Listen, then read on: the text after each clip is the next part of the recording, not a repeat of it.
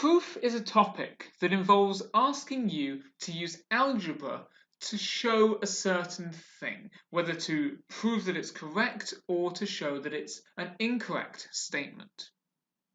Now, there are only certain types of frameworks within which these proof questions can come up realistically.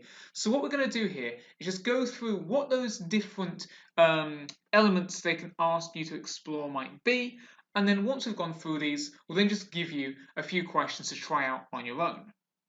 So, what we could first of all ask to prove is that something is a multiple of another number, right? So let's say that they gave you, or through some calculation, you ended up with the quadratic of 12n squared minus 30 plus 18.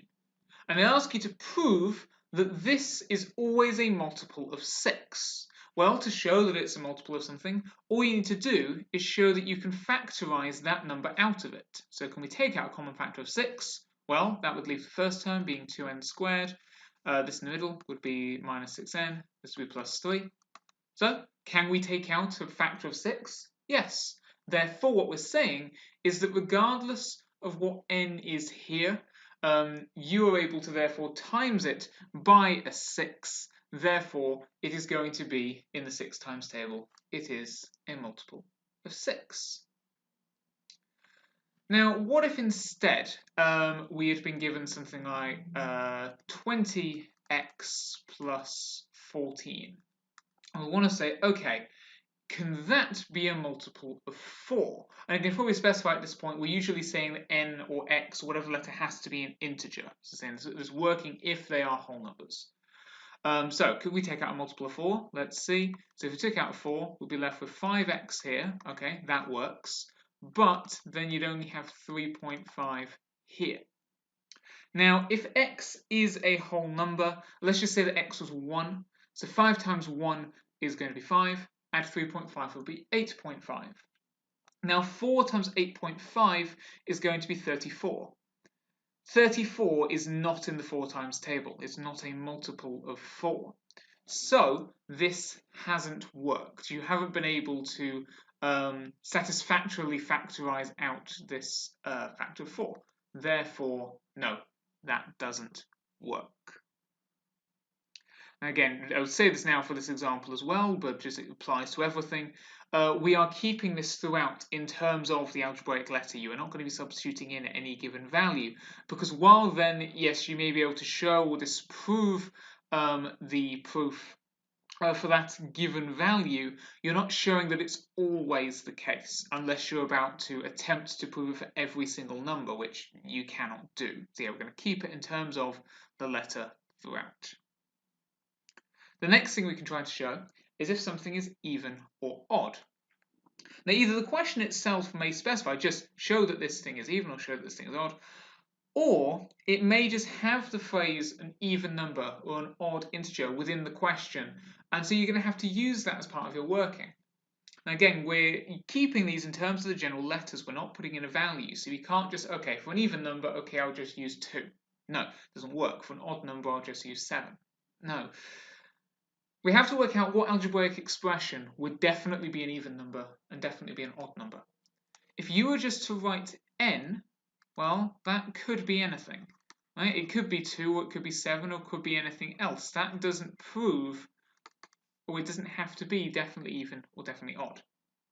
To make something definitely even, it has to be in the 2 times table. So we'll just say that that'll be 2n. Yeah, because then it doesn't matter at this point what integer value n has. 2n definitely has to be even. And with that in mind, we can also then say that 2n plus 1 definitely has to be odd. Okay? Because 1 more than an even number has to be an odd number. Couldn't do n plus 1 because, again, n could be anything in itself, but 2n plus 1, because the 2n is guaranteed even, plus 1 will be odd. Same will work for minus 1, so long as you're one side or the other of an even number. Now, kind of in that same vein, we now have the idea of consecutive numbers, so numbers coming one after the other.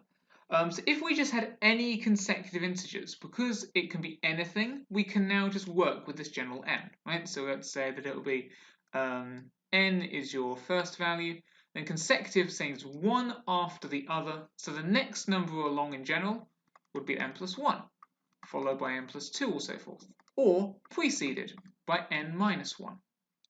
However, if the question specified consecutive even numbers, you would have to be working with your starting point being 2n, and then the difference between even numbers between 2 and 4, or 16 and 18, that's 2. So the next consecutive even number will be 2n plus 2, then 2n plus 4, and so forth. Or again, if we're going backwards, 2n minus 2.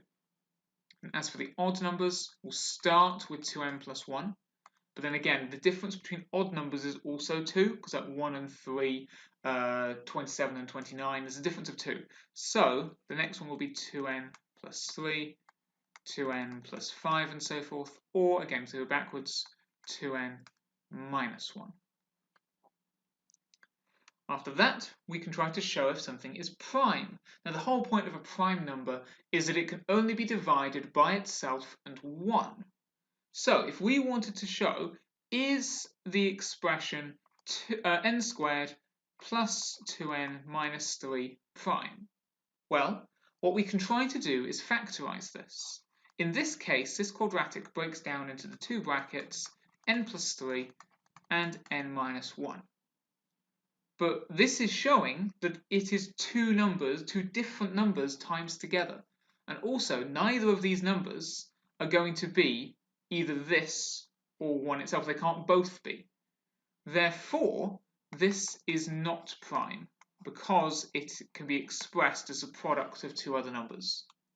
However, if we'd had something like 3y squared minus y plus 4, that cannot be factorized, or the quadratic formula won't work. Therefore, there are no other numbers that times together to make this. It would only be 1 and itself. Therefore, that is prime. Another term you may come across is the idea of exhaustion. Now, proof by exhaustion is basically where you are going to try out now every possible value for the letter within a given range, right? Because again, we're not going to try out every infinite number, but this is the one exception we will maybe try a couple of exceptions where we will try real numbers, just because, again, there's only a short list that we're going to apply. So here, if the sum of any two even positive integers is less than 7, show that that is also even. Well, if we're only working with even positive integers that are less than 7, that means we're only working with either 2, 4, or 6. So this is a little bit more reasonable to try out all the possible variations. So to prove this to exhaustion, to try out every possible avenue, we're now going to add every combination of two of these up, because the sum means add, and show that those are even. So first of all, 2 add 2, because it could be the same thing again. That would give you 4. 4 is even. Then it could be 2 add 4, that's going to be 6. 6 is even. And 2 add 6 gives you 8. 8 is even. Now move on to the 4s. You don't need to do 4 add 2 if you don't want to, because you've already done that combination. So you can go straight to 4 add 4. That's going to equal 8. It's even. Then 4 add 6. It's going to be 10. That's even. Now move on to the 6s. You've already done the 6 added to the 2 and the 6 added to the 4. So all you really need to worry about now is just the 6 add 6 to give you 12. And yes, that is also even. Those are all the possible combinations of two even positive integers that are less than 7 added together, and we are showing that all of them always give an even value if proved by exhaustion. Instead though, maybe we want to prove that something is always positive. For this, we're probably going to have a quadratic, right? So let's say it's x squared minus 4x plus 7. So show that this would always give a value that is greater than 0. There's two main ways of going about this. We can either say that there are no solutions, that is to say, there's no value of x for which this would equal 0, or it won't factorize, it won't work in the quadratic formula. Or you could also kind of phrase this as saying that we have a positive turning point, which is, again, why there are no solutions.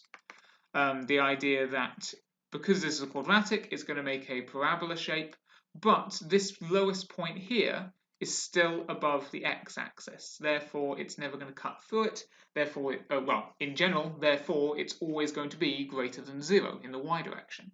Alternatively, we can use a method called completing the square, which is another way of breaking this down into a bracket, but then some other component as well.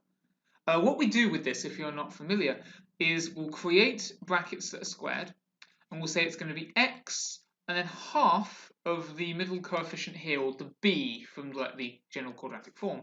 So in this case, half of -4 is -2. Now, if we were to expand this right now, we would get x squared minus 4x plus 4. Well, the x squared, great, that's what we want. The minus 4x, great, that's what we want. But we're not after a 4 at the end, we're after 7. So what we can say is, if we were to take away that 4 to kind of reset the c value, we'd rather take away the 2 squared and then add the 7 on that we do want.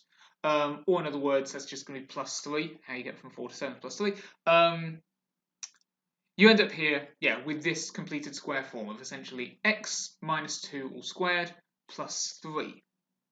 So x, then half of the middle value here, squared, take away that number squared, and add the original c that you had. Why this at all helps us is, on the one hand, we can say therefore that the square in the bracket here means that that is positive, and then you plus more. See, this bracket here, regardless of what x is, once it's been squared, that has to give a positive term. And then afterwards, you had something with the ultimate value of plus 3. So it's obviously, again, a positive number. So positive add positive has to give a positive overall. It is impossible to get a negative number out of this expression. Another way of thinking about it, though, is to say that if we had a general form for the completed square being x plus a squared plus b, then the turning point from that completed square is minus a and then just the b as is. The reason for this is the minimum value, the turning point, the lowest answer that you could get out of this expression is going to come when this bracket equals 0, because it's squared, as we say, it can have been a negative number. 0 is as small as it can get.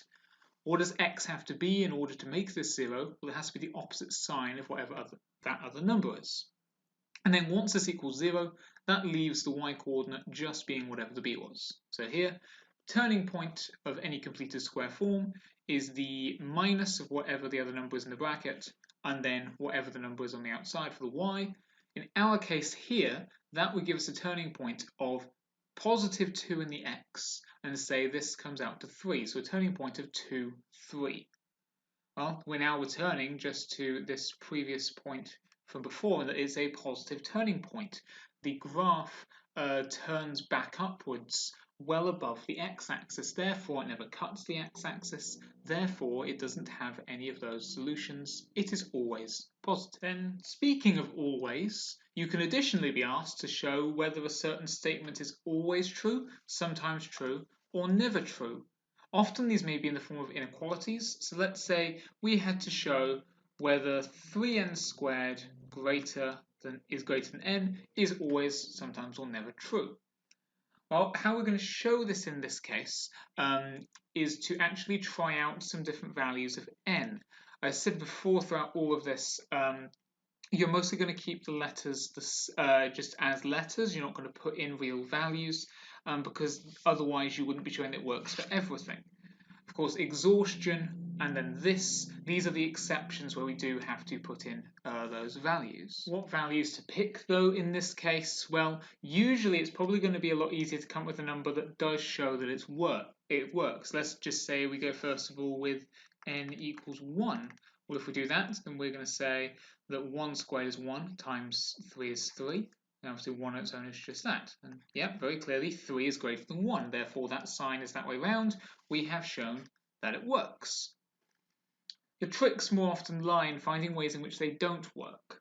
And for this, you tend to have to consider other types of numbers. Usually this is going to either be a negative number or a fraction.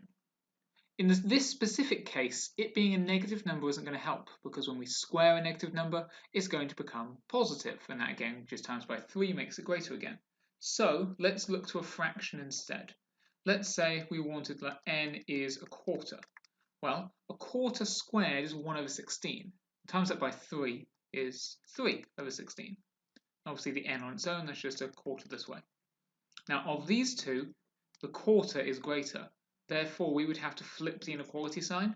Therefore that does not allow it to work. Therefore overall this example only works sometimes.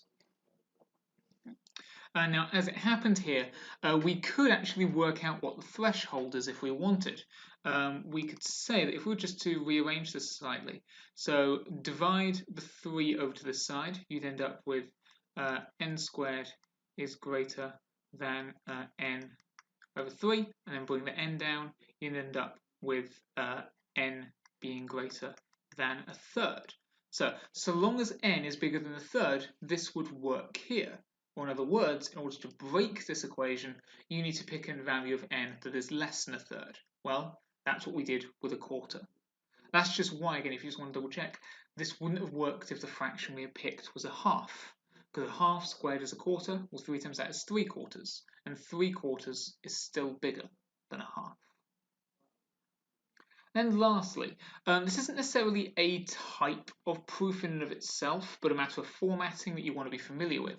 And this is where they don't just explicitly give you an equation to work with, they more give you a sentence. So here we could be told the difference of the squares of 2 consecutive integers equals the sum of those integers. And we have to prove that this statement is true. We're just going through word by word. The difference is telling us that we're going to be minusing. And the squares, so we're going to be having some things that are squared of 2 consecutive integers. Okay, this is going back to what we were saying before about consecutives. Here they've just specified integers in general, not odd or even, so we'll just go with the n and the n plus 1. Although because we're going to be taking away, you're going to want the bigger value first. So n plus 1 squared minus n squared. Well, if we were to just expand that, the n plus 1 squared, treat it like a double bracket, that's going to become n squared plus 2n plus 1. Now, so we're going to take away n squared, leaving us with just 2n plus 1. And if you want to just double check, again, say it equals the sum of those integers. Well, sum means we're going to add, and we're using the same integer values, so the same n plus 1 and n here. Well, that 2 would equal 2n plus 1. These two are the same as each other, therefore you have proven the statement. So again, here the key was just looking at the exact wording of the question, creating an equation for ourselves. So say if it says difference, you know you're going to minus. If it says sum, you're going to add. Product will be times. Square, where you have to identify if they're consecutive, and if so, are they regular integers, so forth, so forth. So with that in mind, let's just look at a few actual examples. So first of all, would you be able to prove that the sum of 2 consecutive odd numbers is always a multiple of 4? Prove that n squared plus n plus 11 is prime for all integers between 1 and 5, but then also prove that it is not prime for all values of n.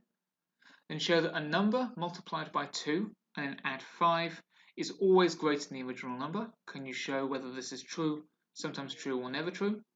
And then lastly, a slightly different thing that we haven't really talked about yet, but I'd just like to see if you can put some thought into it. Disprove by counterexample that the product of 2 different irrational numbers is always itself irrational. And then just to clarify, irrational meaning that it's like an endless decimal, so pi or a surd. So could you get the product of 2 different surds or so forth and get an answer that is instead rational, that is a number that stops at a certain point?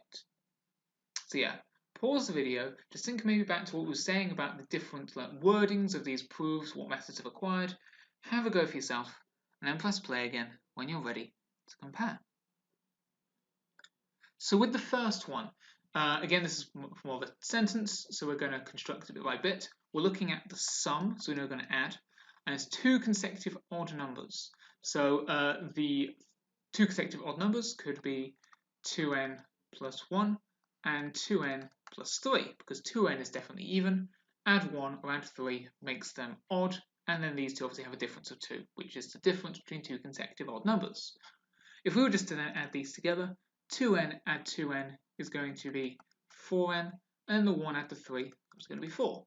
Show that it's a multiple of 4, show that you can factorise 4 out, or we can factorise out this n plus 1. This also would have worked if you would use like -1 or -3, or really any other odd number that you add to the 2n. It would have been able to factorise out this 4 this way. Next, if we were showing it for all integers between 1 and 5, this is like the exhaustion method. So we'll just have to show, okay, so first of all, 1 squared, add 1, add 11, well, that's going to equal 13. That is indeed prime. 2 squared plus 2 plus 11, well, 2 squared is 4, add 2 is 6, add 11 is 17. That is prime. 3 squared plus 3 plus 11, 9 plus 3 is 12, add 11 is 23, it's prime. 4 squared plus 4 plus 11, well, 4 squared is 16, add 4 is 20, add 11, 31, indeed prime. And then for the fifth one, 5 squared plus 5 plus 11, well, 5 squared is 25, add 5 is 30, add 11 is 41, that is prime. But then to show that it's not prime for all values of n, the fact that you can get some prime numbers out of it shows us that you aren't going to be able to factorize this thing, right? Usually before, when we were saying the proof for something not being prime is that you could factorize it. That's more proven that it's never a prime number. If you are able to get some prime numbers out of it, let's say, yeah, we're not going to be able to factorize this in a way that works. But that doesn't mean that we can't still get an answer that's not prime out of it. It's just going to need to continue trying more numbers. Well, if you carried on going up the values of n, so n is 6, n is 7, and so forth, you should find that when you do n is 10, so 10 squared plus 10 plus 11, well, 10 squared is 100, add 10 is 110, add 11 is 121, which equals 11 squared. If it's a square number, it's not prime. To then show that a number multiplied by 2, then add 5 is always greater than the original number. Well, if we want to set up just some nth term expression for this so we can visualize what's going on, let's say our original number is n. You're going to multiply it by 2, so it's 2n, then you'll add 5. So we're showing, or we're testing if this is always greater, just the n on its own. Well, in this case, again, it's easy enough to show that it can be true. We'll just pick a random value of n. Let's say n is 1. Then we'll have that, so 2 lots of 1 is just 2, so add 5. So in other words, 7. That is indeed going to be greater than just 1, right? 7 is greater than 1. That is true. However, to find a value that doesn't work, as I said before, we may wish to look to either minus numbers or fractions.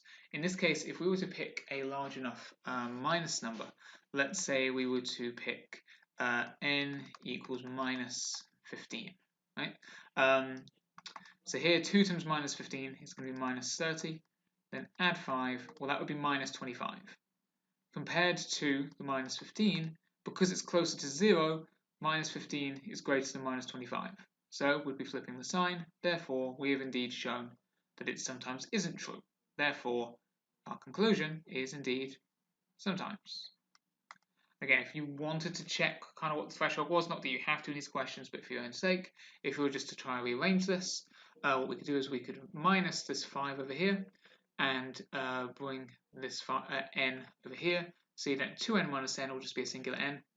That's then left greater minus 5. So this works for n being greater than minus 5. So any minus number that was less than that would have worked as well. If we had picked minus 10, so 2 times minus 10 would be minus 20, add 5 is minus 15, well, minus 15 is going to be less than the minus 5, so forth. And then lastly, that other example, as I say, slightly different one, just see how you might react to it.